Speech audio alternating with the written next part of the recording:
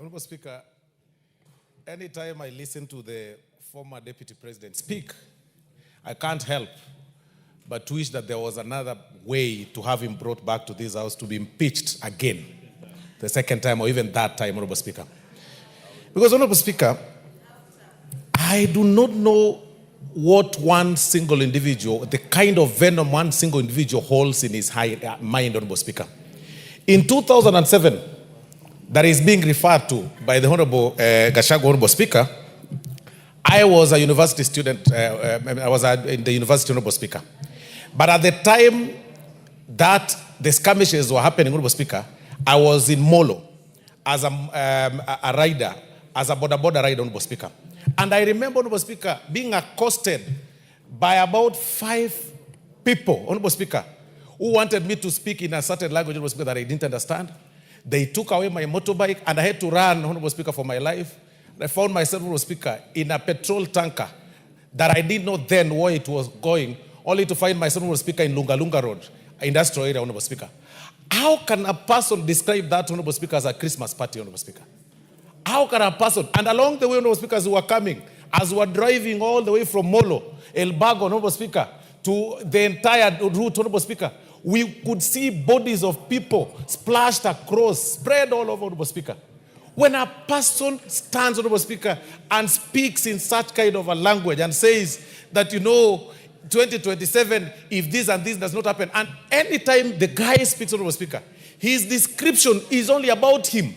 It's issues, it's about him. Honorable Speaker, I think it's about time that we advise him to see a psychiatrist, Honorable Speaker. He needs to see a doctor. He needs to do his mental check, Honorable Speaker. And I think doctors here should refer some very serious psychiatrists, Honorable Speaker, to see to him, Honorable Speaker. Because it's quite unfortunate that anything you speak is about your area. Anything you speak is about your village. Honorable Speaker, that is a disease I refer to villagitis. That when you wake up, the only place you'll have is one village. When you speak about one area. When you wake up, you speak, even the meetings you hold is from one village, Honorable Speaker. How selfish can an individual be? That any person that does not subscribe to your line of thought is an enemy. Your particular line of thought, be it artists who are working hard for themselves, be it politicians who are, engaged in political associations across, those are your enemies. How selfish can one individual be? From your family, from your home, you are selfish. Where you take over everything that belongs to the late brother's family, Honorable Speaker, because taking advantage of the position that you had.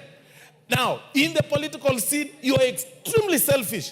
That if you see artists visiting a deputy president, a sitting deputy president, a serving deputy president, Honorable Speaker, you take offense and go out there, complain about them, and rant about them. Honorable Speaker, it's about time we call out the NCIC, we call out the National Police Service, we call out the IG for selectively, for being selective on matters law, Honorable Speaker. Because it's about time Wamunyoro be arrested. The Honorable GACHAGUA should be behind bars for the statements that he made. If those statements, Honorable Speaker, were made in the previous regime, perhaps somebody would be running up and down, Honorable Speaker, with a battalion of lawyers. I think we are too tolerant. I believe even the independent bodies in the Constitution are becoming too tolerant, and they are going to affect this country. I mean, that you are being summoned by a body, a constitutional body, then you refer them through a lawyer, then and tell them, I can't attend, you are this and this. And then when you get arrested, you say it's political persecution. Regarding GACHAGUA, he should be a state guest, Honorable Speaker, latest this weekend. That is a state guest. He should be charged. He should be charged for incitement.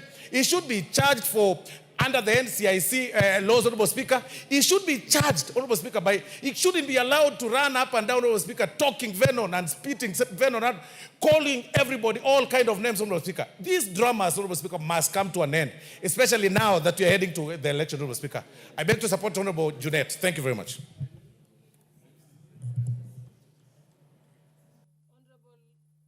Honorable Otiende Molo. Thank you, Madam Speaker. Madam Speaker, I think if any Kenya doubted why we impeached the former deputy president, now they are clear that it was legitimate and proper. For the more he speaks, the more he acts, the more he invites actions for impeachment in any other circumstance. Madam Speaker, it is sad to refer to 2007 and to threaten that we could go back there. In 2007, we came to the brink of the precipice. We came to as great a disaster as we possibly could, and it took the backing down of the Right Honorable Raila Amolo Odinga for us to continue as a state and as a nation. No one should refer to those events. And to do so is dangerous. It is because of 207 that we now have a constitution that prohibits that kind of conduct, that kind of speech. It is an express limitation to the speech. It is because of that that we even had Agenda 4 commissions. It is because of that that we created the NCIC. And it is because of that that we have EACC, CAJ, Kenya National Human Rights Commission, and others. Madam Speaker, this is not just about politics. This is about our country. Madam Speaker, it is important to note that we, as a House of Parliament, impeached the deputy president. Some people do not remember that one of the grounds cited was failure to uphold the dictates of the office under Article 75(2)(c). Under 75(2)(c), once you are removed from office, then Article 75(3) comes automatically into play. And that is to say that you can no longer hold any other state or public office. We did not pronounce ourselves on that because at the time we were focusing on the question of impeachment. I think, Madam Speaker, now, what we should address ourselves to now on this matter brought by Honorable Junet is how do we now invoke Article 75(3) that now pronounces that the Honorable Rigathi Gachagua can no longer hold state or public office. That is when these things will reduce. And I invite you, Madam Speaker, that through the Speaker's communication, it might be important to guide this House, whether we can do so by way of a petition, or whether we do so by way of a special motion, or whether we do so by way of a special inquiry by the House as the House, so that we pronounce ourselves on that matter. This is important, Madam Speaker, because while the Honorable Rigathi Gachagua went to court and sought to stop these whole processes, the court did not find merit in that. And the court is desirous of going to the logical conclusion, including the declaration of unfitness to hold office. To preempt that, the Honorable Rigathi Gachagua has now withdrawn his petition. Two things. One, I want to urge this House, through its lawyers, to insist to the court to go to the merit of that matter. We want the court to declare whether Parliament was wrong or not, including fitness to hold office. But two, Madam Speaker, I think at the same time, I think we need to re-examine that very matter. I want to say, Madam Speaker, that the NCIC is a body that was established for these very purposes. I have served as a commissioner. I never saw a day when anybody dared the commission in defiance of a summons. I think that is the height of impunity. If we were to go there, then we will no longer have a country, because we are all capable of saying a lot of bad things.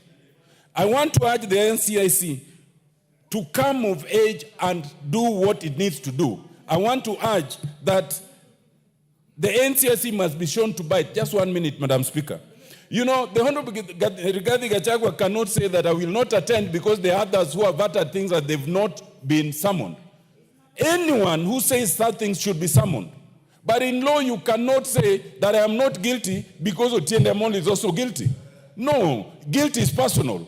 Accept your own guilt and then let the others be dealt with. Just the way you cannot confess on behalf of the others. I want to say lastly, Madam Speaker, that this matter is so serious that it should not be left at the level of a general discussion as we are doing it. It must be concretized, because we found Rigathi Gachagua unfit to hold office. It is not just the court that can do that. Even a House of Parliament can do that, with the consequence that you cannot hold any other public office. I so submit, Madam Speaker.